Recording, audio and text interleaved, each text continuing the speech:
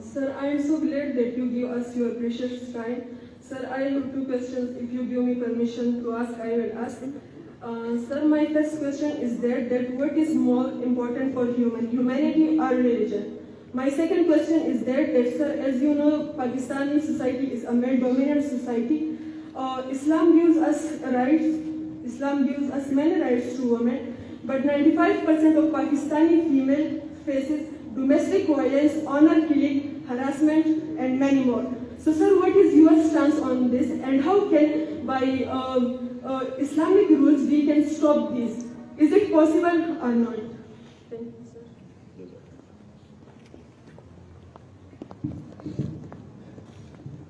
Should I say in her language or my language? Her language. Pakto kyu hai? English. Na aap Pakto gaane koi kana. Pakto gaane koi. Okay. So, what was the first question I want to ask you? That you are focusing or you do not? Only 1%. Okay. So anyhow, as I mentioned, maybe you have got the idea from my words that Allah subhanahu wa ta'ala created human. Another word I want to add to it, and that is that Allah told the messengers that I have created man, just go and make them human. You will memorize it? I have created man, just go and make them human. Let me give you another example. That I have made up a pitcher and just go fill it up with soft drinking water. That's why Allah subhanahu wa ta'ala sent the messenger.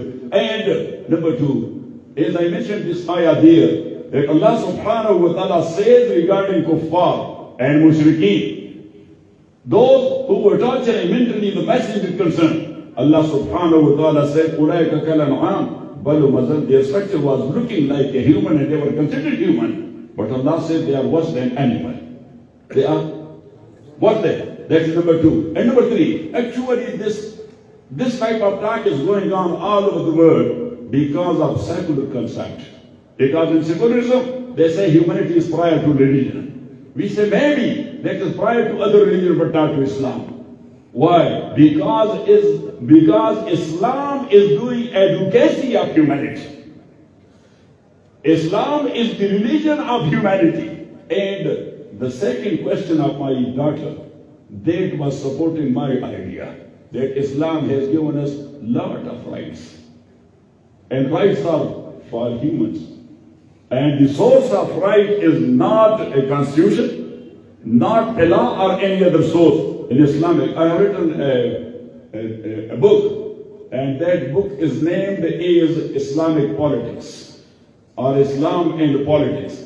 So in that book of mine, I have written there the rights. So in the very beginning, I have mentioned, source of human rights is the entity of Allah subhanahu wa ta'ala. Neither I have given these rights to the human, nor anybody else, nor the constitution of any country, or not even the human charter of UNO or League of Nations. But these rights have been given by Allah, the sole creator of humanity. And that's why if the human are not given their due rights, Allah subhanahu wa ta'ala will put those who are the oppressors to question, and He will punish them accordingly. So I think the idea is very much clear. But in the second question, she said that Pakistani society. This is not the case of Pakistani society only.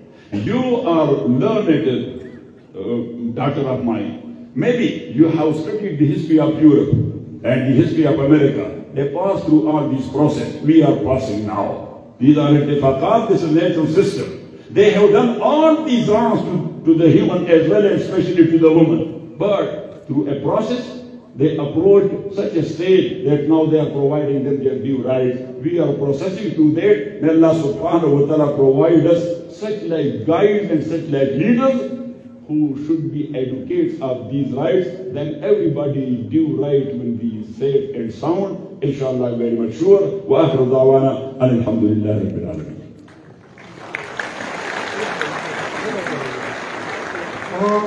मेरा मानना programme तकरीबन खत्म दे दुआ दा मुफ्ती साहब road का तासु में दो को दो को तो काजी साहब حضرت مولانا فضل الله صاحب والده صاحب وفات شي و هغه ته هم دعا وکړو د دې پروګرام به دعا وکړو پروګرام ختم دی مفتي صاحب سره غواړم خو که ستاسو اجازه وي نو یو لطیفه به زه ووایم اجازه ده؟